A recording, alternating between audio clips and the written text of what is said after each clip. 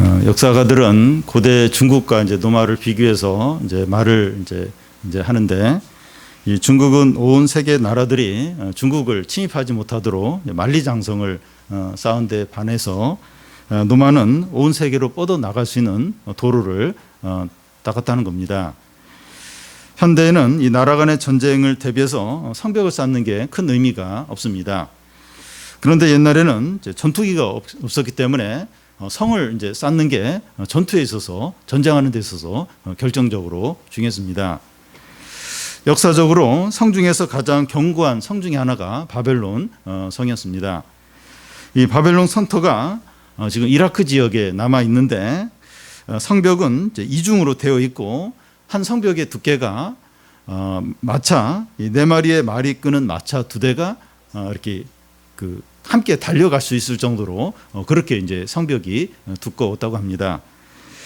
성벽의 높이도 10여 미터에 이르렀습니다.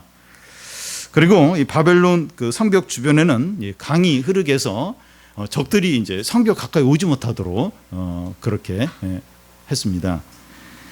고대 사회에서는 성 안에 있으면 안전했어요. 그런데 성 밖에 있으면 외부에 얼마든지 공격을 받을 수 있었기 때문에 불안했습니다. 예루살렘 주민들은 이제 바벨론 그 포로에서 돌아온 지 70년이 지났지만 아직도 예루살렘 성벽을 쌓지 못하고 있었습니다. 그러니까 외부의 공격도 쉽게 받고 이방 문화도 영향을 많이 받은 겁니다. 그래서 느헤미야보다 이전에 이제 그 귀환한 그 에스라가 몇 번에 걸쳐서 예루살렘의 부흥을 일으키려고 했는데, 잠시 부흥이 일어나다가 다시 꺼져버리고 그렇게 반복을 했습니다.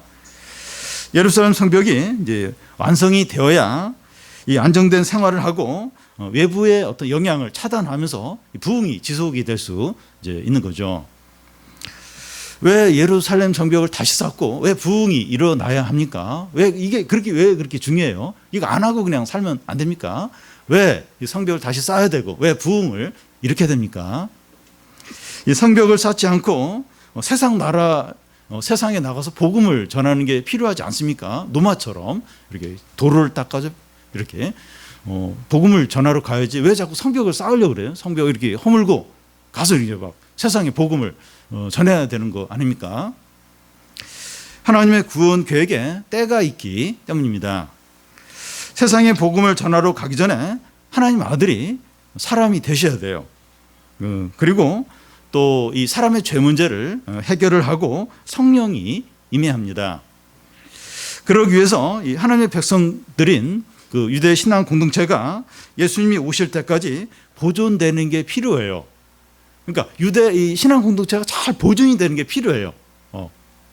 그래서 그러니까 예수님이 오실 때까지 이 유대 공동체가 잘 보존이 돼야 하지, 뭐 이게 성벽도 이렇게 이제 안 쌓고 해가지고 그냥 이방인들과 똑같이 이렇게 막 섞여버리고 이래버리면 그 예수님이 오실 수가 없어요. 이 유대 신앙 공동체 예수님이 오셔야 되는데, 그래서 예수님이 오실 때까지 신앙 공동체가 잘 보존되는 게 필요했던 겁니다. 때가 되어 예수님이 이제 세상에 오셔서 죽으시고 이제 부활하시고 성령을 내려 주신 이후에는 성도들이 온 세상에 가서 이제 복음을 이제 전해야 되는 거죠. 그런데 그 포로로 잡혀간 그 유다 백성들이 어떻게 보면 돌아올 수가 없어요. 어떻게 그 포로로 끌려간 지 70년 지났는데 어떻게 다시 귀환하는 게 가능합니까? 그냥 끝난 거죠. 그런데 하나님이 그 유다 백성들을 다시 귀환을 시킵니다. 하나님의 큰 능력으로 이 페르시아의 왕 고레스의 마음을 주관하셔서 움직여서 그래서 이제 이 유다 백성들이 귀환을 하고 또 성전도 짓고 또 유다 성벽도 다시 쌓게 하는데, 왜냐하면 이 유대 신앙 공동체가 보존이 돼야 그 유대 그 공동체 안에 예수님이 오시게 되는 거죠. 그러면서 이제 하나님의 어떤 구원의 계획들이 이루어지는 거죠. 근데 이런 일은 요때만 있는 게 아니라, 그러니까 노아 때부터 계속해서 또 이스라엘 백성들이 그 애굽에서 이제 노예 생활할 때도 거기서 하나님이 큰 구원을 해서 일으켜줘요. 왜냐하면 이 하나님의 백성들이 보존이 돼야 돼. 그래야 이제 하나님의 구원 계획이 이루어지고 하나님의 뜻이 이루어지기 때문에 그게 구약 내내 계속 이렇게 와요. 그리고 이제 바벨론 포로에 잡혀갔는데 거기서 다시 돌아오게 해요. 돌아왔는데 성벽을 못 짓는 거예요. 그래서 다시 또 막 이렇게 해서 성벽을 짓도록 해요. 보존이 돼요, 보존이. 보존이 되어서 예수님도 오셔야 되고 하나님 구원 계획이 이루어져야 되니까 지금 유다 백성들이 이 성벽을 짓는 게 그렇게 중요한 거예요. 아니 그냥 먹고 살고 그냥 자기 신앙만 지키면 되지 왜 성벽을 굳이 다시 이렇게 쌓아야 되느냐? 왜냐하면 유다 백성들이 보존이 돼요, 보존. 예수님 오실 때까지. 그게 이제 하나님의 구원 계획을 이루는 거기 때문에 그래서 그 성벽을 쌓는 게 그래서 이제 중요한 겁니다. 그런데 그 당시 예루살렘의 상황을 보면 성벽을 다시 재건하는 게 불가능합니다. 예루살렘 성벽이 바벨론의 느부갓네살에 의해서 파괴된 지 140년이 지났어요. 이 성벽을 쌓던 돌들이 흙 속에 다 묻혔어요. 불에 그슬려 있었고 쓰레기로 온갖 그 성 주변이 다 뒤덮여 있습니다. 여러분 그 집이 한 1년 정도 빈집으로 놔두면 낡아요. 여러분 집이라는 게 사람이 사는 거가 안 사는 거 달라요. 안 살고 빈집으로 놔두면 이렇게 사용 안 했으니까 집이 더 온전할 건데 낡아요. 집을 안 사용하고 10년이 지나면 폐허가 됩니다. 근데 예루살렘 성벽은 무너진 지 140년이 지나요. 140년. 끝이지 끝. 그냥 다 흙 속에 묻히고 그런 가운데서 다시 성벽을 쌓아 올린다는 게 불가능하죠. 이게 너무나도 어려운 일입니다. 그리고 주변 민족들이 적극적으로 반대를 해요. 또 방해를 하고 위협을 합니다. 협조도 안 해요. 그렇게 막 위협을 하고 이제 방해하는 겁니다. 또한 귀환한 이 백성들이 유대 백성들이 몇 번에 걸쳐서 이제 성벽을 다시 쌓으려고 했는데 이 번번이 이제 반대에 부딪혀서 실패를 했어요.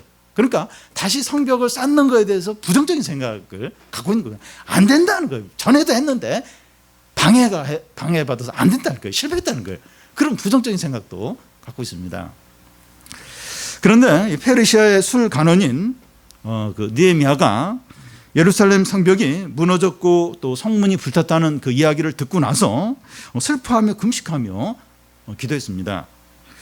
그런 4개월에 걸쳐서 기도하면서 하나님께서 그 예루살렘 성벽을 다시 재건하도록 길을 열어주시도록 기도했습니다. 느헤미야는 제사장도 아니에요. 왕족도 아니고 선지자도 아니고 그냥 일반 백성 중에 한 사람이에요. 한 사람인데 이 바벨론에서 하나님의 은혜로 출세를 해서 안정된 자리에 있는데 거기에 만족하지 않은 거예요. 하나님 나라를 위해서 헌신을 한 겁니다. 하나님은 그의 기도와 헌신을 통해서 이제 예루살렘의 부흥을 이제 주시게 됩니다. 성벽도 다시 이렇게 쌓게 되게 하십니다. 우리는 사역자나 선교사도 아니고 평범한 교인이에요. 교인. 우리 교인인데 하나님 나라를 위해서 기도하고 헌신할 때 하나님이 우리를 통해서 큰 구원과 부흥을 주실 수 있습니다. 이게 바벨론 느헤미야가 그걸 보여줘요. 그냥 평범한 어떤 백성. 평범한 백성인데 이제 그의 어떤 헌신과 기도를 통해서 예루살렘이 다시 회복이 되고 부흥이 되는데 우리도 얼마든지 그냥 평범한데 내가 이렇게 좀 기도하고 헌신할 때 하나님이 놀라운 어떤 하나님의 선한 뜻을 이루실 수 있다는 겁니다.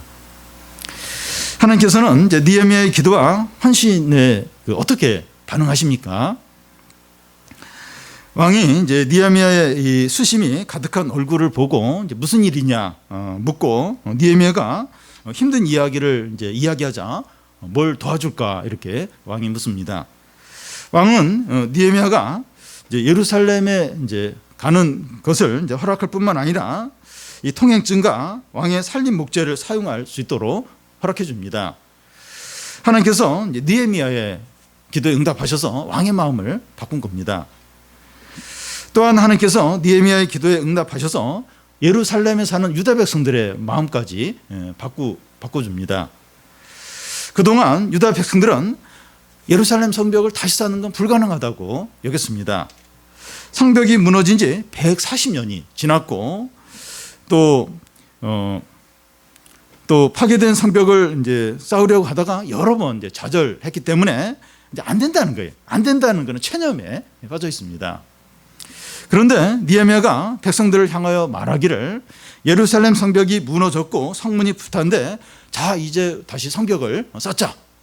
더 이상 수치를 당하지 말자. 더 이상 우리 공경을 당하지 말자 하는 겁니다. 그러면서 하나님께서 그동안 자기가 예루살렘 올 때까지 그 페르시아 왕에게 어떻게 하는 일하셨는가 그걸 쫙 이야기를 해줍니다. 여러분 그 당시 예루살렘 성벽을 다시 쌓는 일은 누가 하자고 해서 설득해서 될 수 있는 일이 아닙니다. 그런데 하나님께서 이 백성들의 마음에 은혜와 감동을 주신 거예요. 그래서 백성들이 우리가 일어나 성벽을 재건하자. 그래서 자원하면서 일어난 겁니다. 바벨론에서 돌아온 지 70년 만에 또 성벽이 무너진 지 140년 만에 성벽을 다시 시작하는 일은 사람이 하는 일이 아니라 하나님이 하시는 일이에요. 사람은 도저히 그런 일을 할 수 없어요. 이미 너무 폐허가 됐고 또 주변에서도 그렇게 반대를 하고 또 백성들 자체, 유다 백성 자체도 체념 상태에 있고 이 사람으로는 안 돼요. 이 하나님이 하시는 거죠. 느헤미야가 이제 모든 일을 다 하는 것 같은데 실제로는 하나님이 하십니다. 하나님이 하십니다. 여러분 우리가 이 믿음으로 살거나 하나님의 일을 하면서 낙심하지 않아야 되는 이유가 여기에 있습니다. 그런데 사람이나 상황이나 어려움을 보면 낙심이 너무 잘 돼요. 낙심하기가 너무나도 쉽습니다. 우리 자녀나 가까운 사람들이 절대로 안 변할 것 같아요. 그러니까 뭐 여러 가지도 뭐 어렵지만 이 사람에 대해서 특히 신앙적인 부분에 대해서는 이거 안 될 것 같아요. 너무나 낙심이 될 때가 많습니다. 그런데 이 사람들이나 상황이 우리 자신에 달려 있는 것이 아니라 하나님께 전적으로 달려 있습니다. 지금 이제 우리가 보듯이 이렇게 느헤미야가 성벽을 쌓으려고 하는 이런 과정을 보면 하나님이 하십니다. 그래서 우리에게 달려 있는 것이 아니라 하나님께 달려 있습니다. 그래서 우리가 쉬지 않고 기도하고 하나님을 끝까지 바라봐야 돼요. 끝까지. 상황이나 사람을 바라봤는데 끝까지. 사람들 상황 보면 낙심이 돼요. 젊어요. 안 될 것 같아요. 절대 안 될 것 같아요. 끝까지 하나님. 나한테 달리는 게 아니라 하나님께 달려. 하나님이 하셔야 된다. 내가 설득하는 것도 안 되고 하나님이 하셔야 된다. 끝까지 하나님을 바라봐야 합니다. 예루살렘 성벽을 쌓는 큰 일은 느헤미야 혼자서 시작을 했지만 성벽을 실제로 쌓는 일은 예루살렘에 있는 유다 백성들이 다 함께 참여를 하게 됩니다. 하나님께서 사람들을 모아주신 거예요. 하나님의 일은 항상 이런 식이에요. 항상 이런 식입니다. 한 사람이나 소수의 몇 사람들이 하나님의 큰 일을 이제 다 하는 것이 아니라 처음에는 소수가 시작을 하지만 나중에는 많은 사람들이 함께 동참을 해서 하나님의 일이 성취가 됩니다.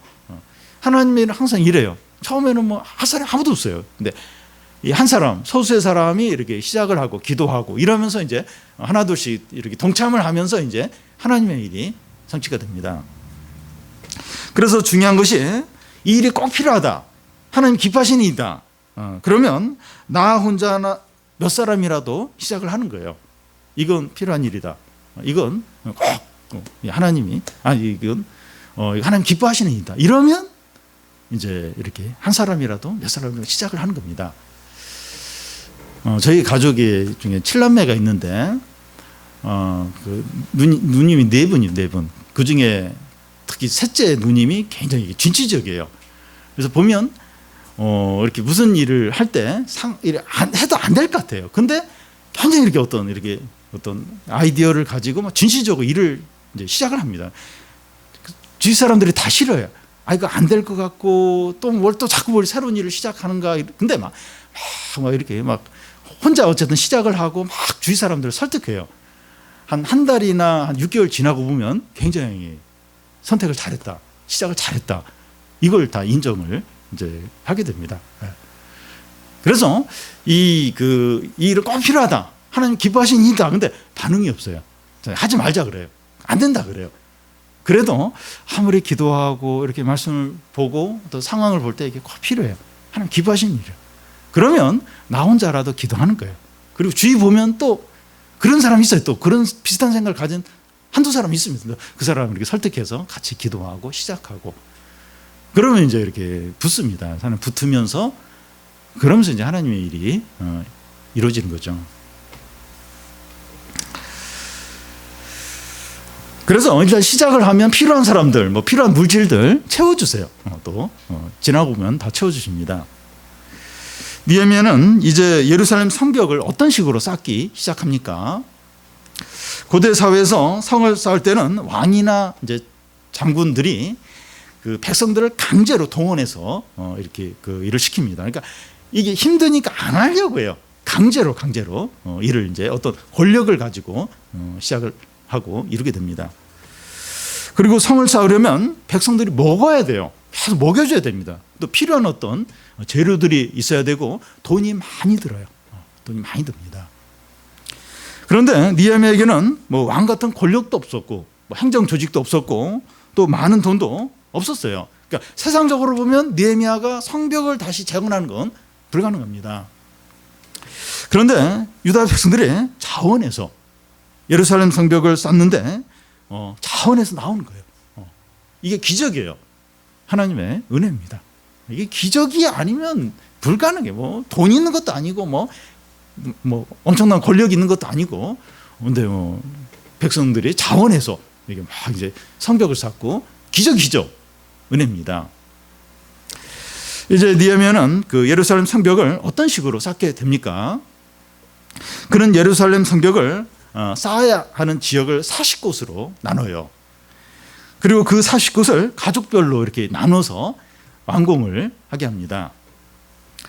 이 3장에 많이 나오는 말이 그 다음 이제 하는 말인데 2절에도 4절에도 5절에도 7절에도 8절에도 그 뒤에도 계속 그 다음 이런 말들이 나옵니다. 가족별로 이제 구역을 할당해 주는 겁니다. 그런데 이 구구역이 이제 어떤 곳인가 하면 그 10절에 보면 자기 집과 마주 대한 곳으로 되어 있고 또 23절에도 보면 자기 집과 맞은편 부분으로 되어 있습니다. 그러니까 자기 집 앞에 있는 부분에 성벽을 쌓도록 하는 겁니다. 그래서 성벽을 쌓으려면 성벽을 이제 쌓으면서 이 일은 우리 가정의 안전과 구원을 위한 거다. 이런 생각이 이제 드는 겁니다. 우리 가정은 우리가 지킨다. 이제 이런 생각으로 성벽을 쌓는 겁니다. 그러니까 성벽을 쌓는 구역이 각 가족 그 앞에 있는 그 성벽을 쌓도록 하는 거예요. 여기 잘 쌓아야 외부인 적들이 쳐들어오지 않지. 이러면서 이제 자신들의 안전을 위해서 이제 성벽을 이제 쌓는 생각으로 이제 하는 겁니다. 그러니까 어떤 자원함으로 책임감으로 이제 하는 겁니다. 한국이 이제 코로나19를 잘 극복을 해서 세계적으로 이제 그 칭찬을 이제 받고 있는데 의료진의 수고와 시민 의식 때문이라고 생각됩니다. 시민들이 스스로 자기 자신 또 자기 가정 우리 사회를 지키자 이런 자발적인 그런 마음으로 예방 수칙을 잘 이제 지킨 겁니다. 그러니까 미국이나 유럽 사람들이 그런 걸 잘할 것 같은데 말을 안 듣는다 그래요. 자유인데 왜 마스크를 하라고 하냐, 왜 집에 있으라고 그러죠. 막 와서 데모하고 미국에서는 총기 들고 막 데모하고 왜 그 집에 있으라고 하냐고 이러면서 왜 밖에 못 나가게 하냐고 그러면서 근데 뭐 이렇게 내 자신과 우리 가족과 우리 사회는 우리가 지켜야 된다. 그러면서 이제 이렇게 코로나를 잘 극복을 한 거죠. 여러분, 그 예루살렘 성벽을 쌓는 일은 느헤미야나 그 하나님을 이제 위해서가 아니라 결국은 백성들의 안전과 영적인 유익을 위해서입니다. 그와 같이 우리가 교회를 세우고 부흥을 위해서 기도하는 것은 목회자나 하나님을 위해서가 아니라 결국은 우리 자신의 유익과 축복을 위해서입니다. 그 교회를 위해서 이렇게 하는 건 다 그 목회자를 위해서 하는 거 아닌가? 사역자를 위해서 하는 거 아닌가? 그게 아니에요. 그게 아니고 이 교인들 자신의 축복과 유익을 위해서입니다. 그러니까 우리 교인이 살기 위해서. 그러니까 유다 백성들이 성벽을 쌓는 건 자기들이 살고 또 하나님의 축복을 받고 또 하나님의 구원에 동참하기 위해서, 결국은 이제 본인들의 영적인 유익을 위해서 이제 결국 이제 그렇게 이제 되는 거죠. 그러니까 우리가 이제 교회를 위해서 기도를 하고 헌신을 하고 교회를 잘 세우려고 하는 것은 내가 살기 위해서, 내가 하나님의 축복을 받기 위해서, 내가 온전히 구원을 누리기 위해서, 우리 자녀들이 하나님의 축복을 받기 위해서, 그러기 위해서 이제 이 교회와 하나님 나라를 위해서 헌신을 이제 하는 거죠. 우리가 교회와 다른 성도들과 하나님 나라를 위해서 기도하고 수고하는 것이 결국은 우리의 진정한 유익입니다. 진정한 유익입니다. 그래서 우리는 이제 교회 생활이나 신앙 생활을 자원함으로 또 책임감을 가지고 해야 됩니다. 나를 위해서, 나의 진정한 유익을 위해서. 그리고 내가 교회를 지켜야지, 누가 교회를 지켜. 이런 마음으로 책임감을 가지고 이제 이렇게 하는 거죠. 그럴 때 이제 나도 살아요. 또 다른 사람도 살리고 우리 가족들도 살리고 이 사회도 살리고 이 사회에 이 재난이나 전쟁이나 전염병이나 이런 걸 막는 거죠. 저도 이제 우리 나라가 왜 이렇게 코로나로부터 이렇게 빨리 이렇게 좀, 물론 이제 다 끝난 건 아니지만 그래도 이렇게 좀 빨리 이렇게 좀 안정화가 됐을까. 그래도 이제 우리나라 교인들이 이제 기도를 한 겁니다. 코로나에서 기도하고 하나님께 은혜를 구하고 이렇게 여러 가지 막 이렇게 그런 걸 생각을 했는데 좀 기도하니까 그래도 하나님 은혜를 구하니까 하나님이 또 이렇게 빨리 이런 재난이 이렇게 안정이 되지 않게 했나 하는 생각이 들어요. 그러니까 이렇게 기도하고 우리가 신앙생활하고 교회를 함께 세우고 이게 결국 이제 나도 살고 우리 가족들도 살고 우리 사회도 살리는 거예요. 이 나라도 살리는 겁니다. 이게 진정한 이제 우리의 유익을 위한 거라는 겁니다. 그리고 예루살렘 성벽을 쌓는 백성들을 보면 이제 모든 부류의 사람들이 참여하고 있는 것을 알 수 있습니다. 1절에 보면 그때 제사장 엘리야십이 그의 형제 제사장들과 함께 일어나 양문을 건축하여 성별하고 문짝을 달고 또 성벽을 건축하여 한미한 망대에서부터 하나넬 망대까지 성별하였고, 대제사장 엘리야십과 그의 형제 제사장들이 제일 먼저 양문을 건축합니다. 이 양문은 제사를 드릴 때 양이 들어오는 문입니다. 양문은 제사장들에게 의미가 있는 문이기 때문에 더 열심히 이렇게 건축을 했을 겁니다. 양이 들어오는, 제사장들에게 우리 제사에 쓰는 양이 들어오는 문이니까 더 이렇게 책임감을 가지고 했을 겁니다. 대제사장과 제사장들은 유대 사회에서 제일 지도층에 해당하는 사람들입니다. 그런데 그들이 솔선수범해서 땅 속에 묻혀 있는 그 성벽을 쌓는 돌, 그 돌 작지도 않아요. 막 1m, 가로 세로 1m 막 그런 돌들도 있고, 그보다 더 큰 돌들도 있고, 막 그거 꺼내 가지고 성벽을 쌓는, 이건 절대 쉬운 일이 아닙니다. 이런 모습은 다른 백성들에게 모범이 됐을 겁니다. 수년 전에 그 태안반도에 기름 유출 사고가 일어났을 때 사회 지도층 인사들이 그곳에 가서 기름띠 제거하는 그런 모습들이 TV에 이제 이렇게 방영이 됐는데, 국민들이 이제 그걸 보면서 더 이제 더 그 일에 동참을 하게 됐죠. 더 나아가서 제사장들이 이제 성벽을 쌓는 일을 통해서 그들 자신에게 의미 있는 일이 될 수 있었을 겁니다. 다름 아니라 그들이 하는 일이 성벽을 쌓는 같은 그런 실제적인 일이 이제 되어야겠다 한다는 겁니다. 무슨 얘기인가 하면, 이 제사장들이 백성들을 위해서 예배하고 기도하는 일이 백성들을 죄로부터 지키고 부흥을 가져오는 이제 그런 가져오도록 하는 일이 되어야 한다는 겁니다. 이게 바로 진짜 이제 성벽을 쌓는 일이죠. 그러니까 그 제사장들이 이제 이렇게 백성들을 위해서 기도하고 또 백성들의 죄를 위해서 이제 제물을 바치고 하는 일들이 백성들이 이제 죄에서 떠나고 또 하나님께 나오도록 하는 그런 목적으로 이제 그런 일을 이제 이제 하는 거죠. 그게 결국 이제 성벽을 쌓는 거죠. 이렇게 이렇게 하나님의 은혜가 계속 이렇게 임하도록 외부의 어떤 그런 죄로부터 막아주는 그게 바로 이제 성벽을 쌓는 일이죠. 그러면서 그러니까 대제사장들이 전에는 안 하던 뭐 성벽을 쌓는 일을 하면서 이 내가 하는 일들, 이 제사장이 하는 일들이 성벽을 쌓는 일이 되야겠구나. 이제 그런 생각을 이제 하는 계기가 됐다는 겁니다. 그것이 우리가 이제 누군가를 이제 가르치거나 또 이렇게 섬길 때 성벽을 이제 쌓는 것처럼 하나님 나라를 세운다는 그런 마음으로 해야 한다는 겁니다. 그래서 우리가 이제 뭐 누구에게 말씀을 가르치고 또 누구를 섬기고 교회를 섬기고 이렇게 할 때 이게 이런 일이 이제 교회를 세우는 그냥 어떤 일로 이제 하는 게 아니라 일을 통해서 이제 교회를 세우고 성벽을 쌓고 하나님 나라를 세우고 이제 그런 일이 되도록 이제 그런 생각을 가지고 이제 하는 거죠. 이 성벽을 쌓는 일에 참여한 또 이제 한 부류의 사람들은 장사하는 사람들입니다.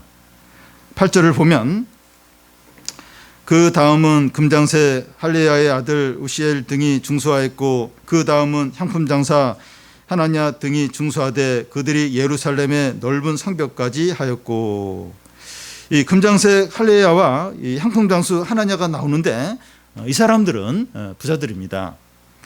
이 부자들은 집에서 종을 두고 힘든 일들은 하지 않는 자들입니다. 그런데 그들이 나서서 땀을 흘리면서 막 흙을 묻히면서 성벽을 쌓는 일을 하는 겁니다. 그들도 성벽을 쌓으면서 이 돈을 버는 것보다 이 성벽을 쌓는 것이 더 우선적이다 하는 생각을 하는 기회가 됐을 겁니다. 그러면서 이 장사를 해서 돈을 많이 버는 것이 단지 자기 유익을 위해서가 아니라 하나님 나라의 성벽을 쌓는 일이 되도록 해야겠다 이제 하는 생각을 하는 겁니다. 그래야 이제 돈을 버는 것이 의미가 있기 때문이죠.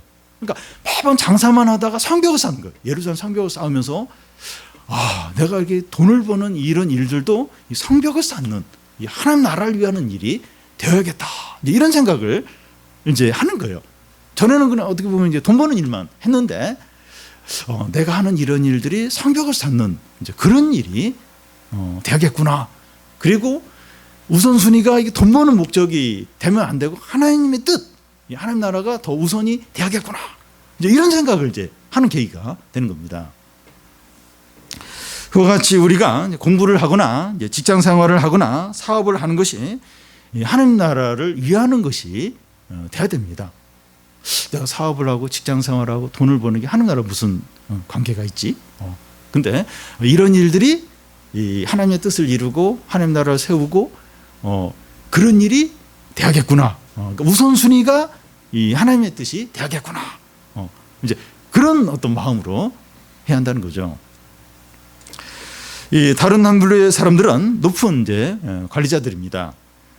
9절을 보면 그 다음은 예루살렘 절반을 다스리는 후르의 아들 느바야가 중수하였고 12절에 보면 그 다음은 예루살렘 전반을 다스리는 할루에스의 아들 살룸과 그의 딸들이 중수하였고 그 당시에 느헤미야가 예루살렘 총독으로 있지만 두 관리가 반씩 나눠서 그 유대 지역을 다스렸습니다.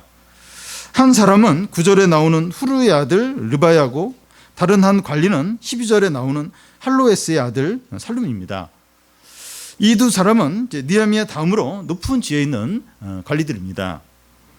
그런데 그들도 직접 나서서 성벽을 쌓았습니다. 백성들은 그들의 관리들이 나서서 성벽을 쌓는 걸 보면서 더 고무가 돼서 열심히 일했을 겁니다. 두 관리들에게 이제 평상시에는 이제 백성들을 관리하고 다스리는 일이 이제 하나님 나라의 성벽을 쌓는 일이 돼야겠다 이제 하는 이제 그런 생각을 하는 기회가 됐을 겁니다. 자기에게 있는 힘과 능력을 사람들의 진정한 유익과 하나님의 영광을 위해서 써야 한다는 거죠. 그들에게는 어떤 권위가 있었죠. 어떤 힘이 있었죠. 근데 이걸 이제 그 성벽을 쌓는 이제 하나님 나라를 세우는 이제 그런 일에 써야겠다. 이제 성벽을 쌓으면서 이제 그런 생각을 이제 하는 계기가 됐을 겁니다. 그와 같이 우리도 우리의 재능과 힘을 다른 사람의 유익과 하나님의 영광을 위해서 사용해야 되죠.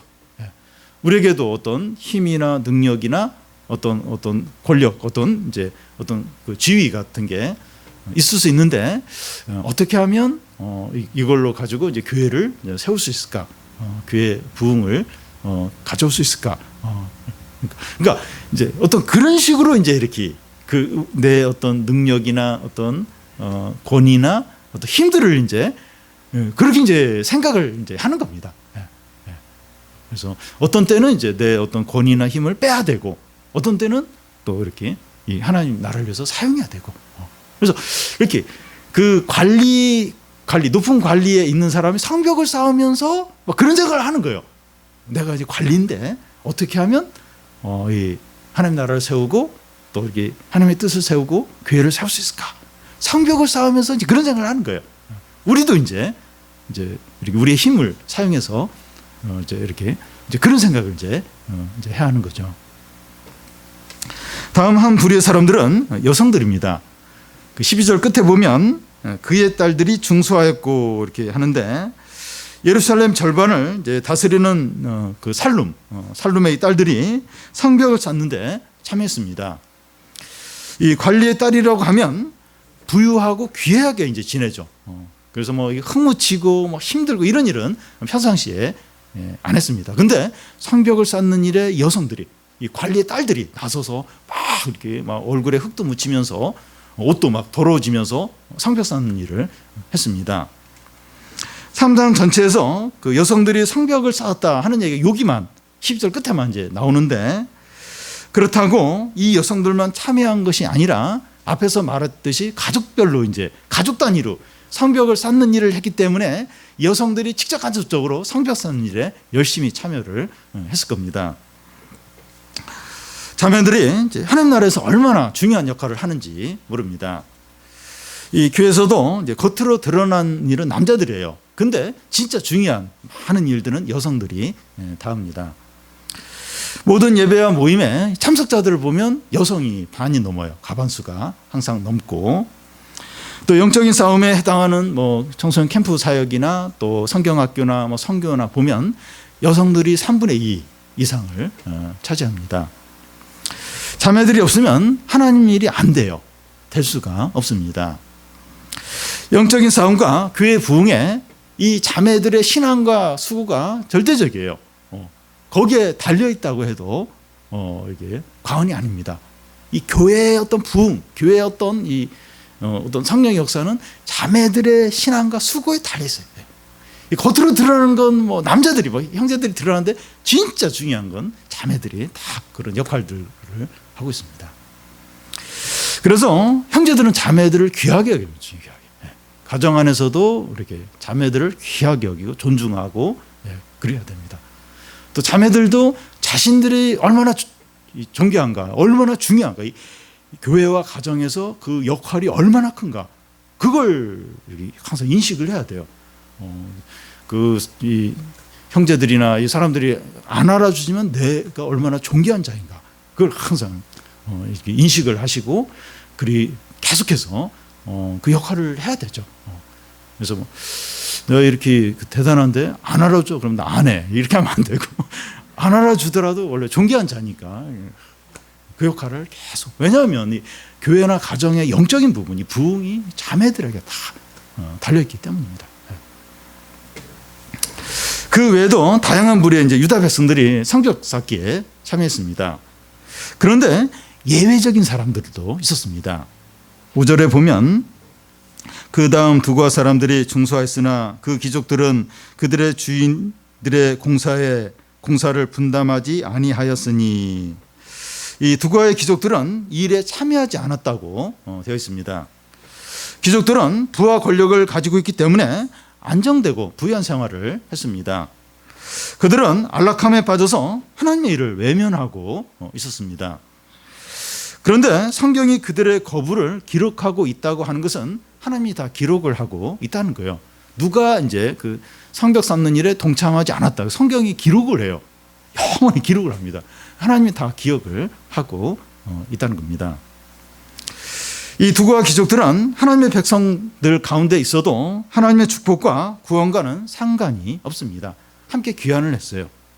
근데 귀환해서 함께 이제 이렇게 성벽 쌓는 일을 하는데 안 해요. 이런저런 이유를 안 합니다. 나는 그게 싫다는 거예요. 땀 흘리고 이렇게 그 흙에 이렇게 옷에 흙 묻히고 이런 거 싫다는 거예요. 안 해요. 함께 그 유다 지역에 함께 살고 있는데 안 하고 있습니다.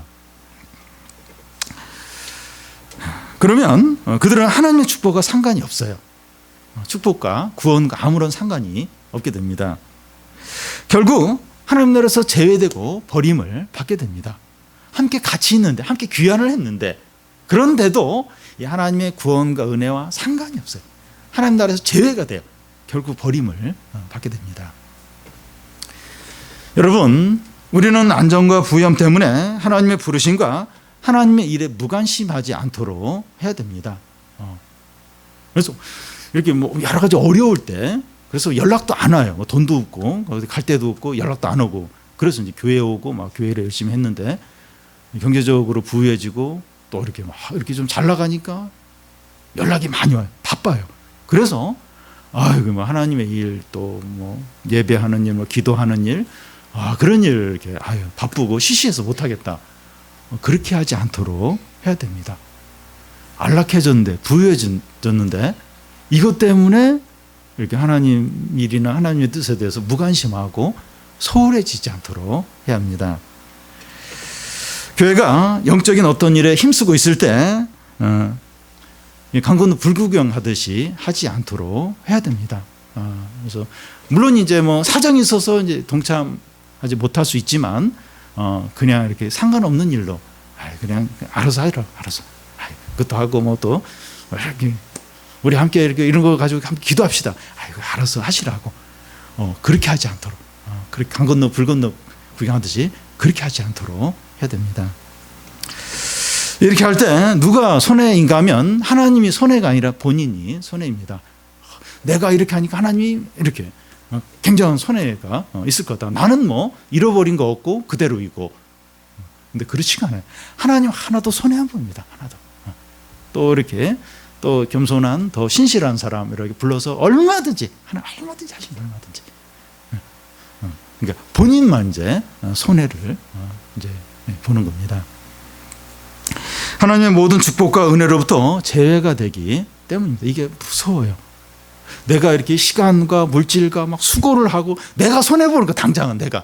그리고 그렇게 한다고 해서 당장 뭐가 이제 좋은 일이 생기는 것도 아니고, 당장은 나만 뭔가 손해 보는 것 같은데 그러고 나서 말할 수 없는 어떤 축복들, 은혜들, 기쁨들, 그런 걸 누리게 됩니다. 그런데 어떤 그 이기적이고 자기중심적인 마음으로 이게 하나님의 어떤 거기에 싹 이제 빠지면 당장은 내가 손해보는 게 없는 것 같아요. 근데 실제로는 싹 잊어버려요. 진짜 중요한, 진짜 참되고 영원한 어떤 귀한 것들을 하나도 못 누리는 거예요. 그래서 이렇게 그렇게 우리가 함께 마음을 같이 해야 됩니다. 3장 1절부터 32절 그 전체에는 그 예루살렘 성벽의 재건에 참여한 75명의 그 대표되는 사람들의 이름들이 쭉 나와 있습니다. 그것을 다 읽으면 길고 이제 지루할 수 있어요. 지루할 수 있는데 하나님 나라에서 너무나 소중한 사람들입니다. 다 읽을래다가 그냥 안 읽었어요. 그 온라인 예배도 있고, 그래서 우리는 괜찮을 줄 몰라도 이게 온라인 예배 조금 더 힘드시겠더라고요. 안 읽었는데, 근데 굉장히 중요한, 하나님 나라에 너무나도 소중한 자들입니다. 몇 년 전에 부산에 있는 그 유엔 참전 용사 공원에서 이제 추모식이 있었습니다. 그 공원에 이제 외국인 그 군인들, 6.25 때 죽은 외국인 군인 3,000명이 그 묘가 있는데, 그 추모식을 하면서 3,000명의 그 이름을 3시간에 걸쳐서 다 읽은 거예요. 누군지도 모르고 60년 전에, 그 전에 이제 돌아가신 분들인데 이름을 3시간에 걸쳐서 다 거기에 있는 분 중에서는 참 지루하다 이렇게 여겼을지 모르지만 그렇게 한 이유는 한 사람 한 사람이 너무 중요하다는 거예요. 타국에 와서 이 나라를 위해서 목숨을 걸고 너무 귀하죠. 그러니까 3시간에 걸쳐서 다 부른 거예요. 한 분 한 분이 너무나도 이제 귀하다는 거죠. 성경이 왜 이 사람들의 이름을 다 기록하고 있습니까? 하나님께서 그들을 다 기억하시고 그들의 수고가 영원하기 때문입니다. 하나님 나라를 세우기 위해서 수고한 것이 절대로 헛되지 않다는 겁니다. 그러니까 참 이렇게 영적인 일에 교회 하나님 나라에 수고 하는 게 사실은 참 이렇게 뭐랄까 이렇게 뭐 당장에 뭐가 이제 되는 것도 아니고 뭐 돈이 벌리는 것도 아니고 누가 뭐 알아주는 것도 아니고 뭐가 잘 되는 것도 아니고 그렇게 했다고 하나님도 큰 복을 주는 것도 아니고 그래서 참 이게 이렇게 잘 안 돼요. 이게 자꾸 이렇게 우선순위에서 밀리고 헛된 일로 이제 여겨지기 쉽습니다. 근데 이것만큼 위대하고 가치 있고 참되고 귀한 일이 없다는 겁니다. 그러니까 그 예루살렘 예루살렘에 있는 그 유다 백성들이 성벽을 쌓는데 그 성벽을 쌓고 유대 신앙 공동체가 보존이 되면서 한 300-400년 후에 예수 그리스도 오시는 거예요. 오셔서 이제 그 가운데 복음을 전하고 그러면서 이제 하는 나라가 이제 이렇게 계속 이제 유지가 됩니다. 만약에 여기 나와 있는 유대 백성들이 그 두고아의 그 귀족들처럼 안 해요. 그냥 이렇게 다 그냥 핑계대면서 안 해서 성벽이 이렇게 쌓여지지 않고 그리고 또 그 유다 공동체가 그냥 이렇게 이방화가 되어서 다 그냥 이렇게 뭐랄까 하나님 백성의 어떤 정체성도 잃어버리고 그렇게 해서 막 그런 일이 일어났다 하면 물론 그러면 또 하나님이 또 다른 방법을 하시겠지만 이게 하나님의 구원 계획에 어떤 이제 어려움이 생기는 거예요. 예수님이 그 유대 공동체에 오셔야 되는데 이제 문제가 생기는 겁니다. 오늘날 우리가 이제 여러 가지 바쁜 일이 있어요. 바쁜 일이 있는데 그럼에도 불구하고 이제 교회를 위해서 또 막 기도하고 성도들 돌보고 우리의 믿음을 지키고 막 그러면서 이제 교회를 세우면 이게 무슨 유익이 있을까? 당장에 뭐가 이렇게 잘 되는 것도 아닌데 이제 이렇게 교회가 세워지면서 이제 이렇게 하나님의 구원 계획이 이루어지는 거죠. 하나님의 뜻이 이루어지는 거죠. 그러니까 사람들이 돌아오는 거예요. 이 교회를 통해서. 여러분 이것보다 더 위대한 일이 있습니까? 이 교회가 이제 역사의 중심이라 하는데 여러분 다른 일도 회사나 여러 뭐 나라 뭐 여러 행사를 해요. 다 있어요. 그게 왜 존재합니까? 왜 그게 어떤 의미가 있어요? 이 교회가 존재하도록 하나님의 구원 계획이 이루어지고 하나님 뜻이 이루어지고 사람들이 돌아오도록 그리스도 안에서 온 우주 만물이 회복이 되도록 그런 스테이지, 이 무대 역할을 하는 거지. 세상에 있는 나라들과 기업들과 여러 행사들이.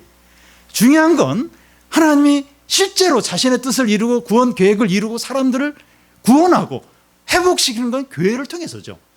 그런데 우리가 이제 이런 소중함을 알고 우리 시간과 물질과 수고를 하는 거예요.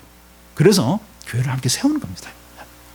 그리고 이렇게 하나님 나라가 더 임하도록 그게 얼마나 귀하고 얼마나 위대하고 얼마나 참되고 얼마나 가치 있고 얼마나 소중한 일인지 모른다는 겁니다. 여러분 이런 예를 들어서 좀 그렇지만 이 제자들교회가 있느냐 없느냐 물론 뭐 이 제자들교회 아니 주기분교회가 이 주기분교회 뿌리 저의 뿌리가 제자들교회이기 때문에 저도 모르게 자꾸 나오는데 뭐 제자들교회 이야기해도 좋을 것 같아요. 저도 거기서 그 교회 시작할 때부터 있었고 17년 있었고 그 교회가 시작이 될 때 작은 교회 아파트에서 김 목사님하고 대학생들하고 10몇 명 그렇게 시작을 했습니다. 그렇게 해서 이제 제자들교회도 나오고 주기품교회도 나오고 그 제자들교회에서 목회자가 얼마나 많이 나온지 모르겠어요. 제가 세보진 않았지만 그 미국에 그 한국 사람들이 많이 가는 그 신학교가 있는데 그 제자들교회가 굉장히 큰 줄 알아요. 왜냐하면 그 제자들교회 출신들 신학생들이 많아가지고 그 정도로 그러니까 어쨌든 제자들교 출신들, 또 김 목사님 영향받은 많은 청년들이 목회자가 되고, 그러니까 이 하나님 나라의 그 작은 제자들교를 통해서 얼마나 많이, 그러니까 그 제자들교가 이제 만약 없었다면 어땠을까? 그러니까 그 교회를 함께 이렇게 세워가는 것, 함께 세워가고 함께 이렇게 하나님 나라를 위해 헌신하는 게 이게 얼마나 귀한 일이고, 그 일을 통해서 얼마나 위대한 일이 이루어지고 얼마나 놀라운 하나님의 구원의 계획이 이루어진지 모른다는 거예요. 그러니까 오늘 이 시간, 그러니까 우리 현재 이 시대에서도 우리는 지금 이렇게 그런 일을 하고 있는 거예요. 근데 그 일이 너무나도 귀하고 참되고 영원하고 위대하다는 겁니다. 하나님 앞에서 영원히 남는 그런 그 귀한 일이 된다는 겁니다. 3장에 나와 있는 사람들의 이름은 대부분 이제 평범한 사람이죠. 근데 평범한 사람들의 믿음과 수고가 이렇게 소중하고 영원히 기억이 됩니다. 여러분, 하나님 나라는 뛰어난 영웅을 통해서 이루어지는 것이 아니라 이름도 빛도 없는 평범한 사람들의 작은 수고와 믿음을 통해서 이루어집니다. 말없이 예배에 와서 기도하고, 또 작은 섬김을 하고, 또 헌금하고, 또 캠프나 성경학교 때 수고하는 평범한 다수의 사람들이 자기 집 앞에 성벽을 쌓는 것처럼 성벽을 쌓는 거죠. 이런 일이 너무나도 소중합니다. 저는 우리 교회 이제 평범한 교인들의 믿음과 수고에 너무나 감사를 드립니다. 몇 년 전보다 이제 줄어들었지만 청소년들과 또 디모데 청년들이 공부하거나 쉴 시간도 부족한데 와서 이렇게 예배를 드려요. 너무나도 감사합니다. 하나님 나라는 우리 같은 평범한 사람들이 집 앞에 있는 성벽을 쌓듯이 우리에게 주어진 일을 감당하는 것으로 이루어집니다. 크게 대단하고 어렵고 그런 거 안 해도 돼요. 그런 것도 우리 할 수도 없고, 그냥 집 앞에 있는 성벽 쌓듯이 그런 우리에게 주어진 해야 될 일을 충성스럽게 잘 감당하는 거예요. 그러면서 이제 하나님 나라가 이루어지는 거죠. 유다 백성들이 무너진 예루살렘 성벽을 다시 쌓듯이 우리 교회를 세우는 것이 필요합니다. 왜 교회를 잘 세우는 것이 필요합니까? 교회를 통해서 하나님의 구원 계획과 뜻이 이루어지기 때문이죠. 코로나19로 예전에 비해서 교회가 많이 약해졌습니다. 온라인과 현장 예배를 병행해서 드리고 교회에 머무는 시간이 짧아졌어요. 또 성도의 교제가 확 줄어들었습니다. 거의 없다시피 지금 하고 있습니다. 이런 것들이 교회 성벽이 무너진 걸로 볼 수가 있습니다. 교회가 너무 약해졌어요. 함께 예배 드리고 함께 이렇게 교제하고 그래야 되는데 그게 못해요. 현격하게 지금 약해졌습니다. 우리가 어떻게 교회 성벽을 다시 세울 수 있을까요? 너무 약해졌는데 어떻게 세워야 됩니까? 제일 먼저 우리 무너진 경건을 회복하는 겁니다. 믿음을 회복하는 거, 우리 믿음을 한번 돌아보는 겁니다. 예수 그리스도 중심으로 우리가 진짜 예수님을 사랑하고 있는지, 우리 신앙을 돌아보고 회복을 하고 우리 가정의 믿음을 회복을 시키는 겁니다. 가정교회, 우리 교회, 우리 가정교회, 우리 가족들, 우리 신앙이 약한 사람들 보면서 그 가족의 믿음이 회복이 되도록 이제 수고하고 교회 부흥을 위해서 간절히 기도해야 합니다. 간절히 기도해야 합니다.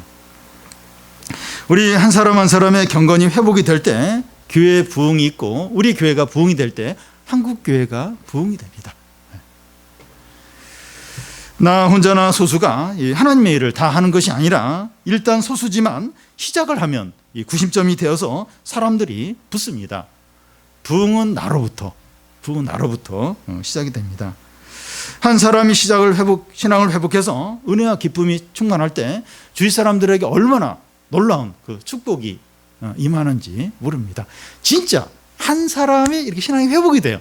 은혜와 어떤 기쁨이 그래서 가득하게 될 때 가족이나 주위 사람들에게 얼마나 이렇게 축복을 흘려 보내게 되는지 모릅니다. 그러니까 주님이 그 사람을 통로로 막 축복과 은혜를 주위 사람에게 막 흘려 보내게 됩니다. 부흥은 나로부터 시작이 됩니다. 물론 내가 하는 것이 아니라 하나님이 하시죠. 하나님 것으로 이제 하는 건데 그렇게 이제 사용이 됩니다. 오늘 말씀인 3장 전체를 보면 성벽을 쌓는데 느헤미야 이름은 딱 한 번 나와요. 한 번 나오고 평범한 사람들과 각계 여러 직업에 있는 사람들의 이름으로 가득 채워져 있습니다. 우리 대부분은 평범해요. 우리 진짜 다 평범합니다. 평범한데 우리의 믿음과 수고와 열심과 기도를 통해서 교회가 교회다워지고 또 우리 교회를 통해서 하나님의 뜻이 이루어지고 많은 사람들이 하나님께 돌아오게 되기를 바랍니다.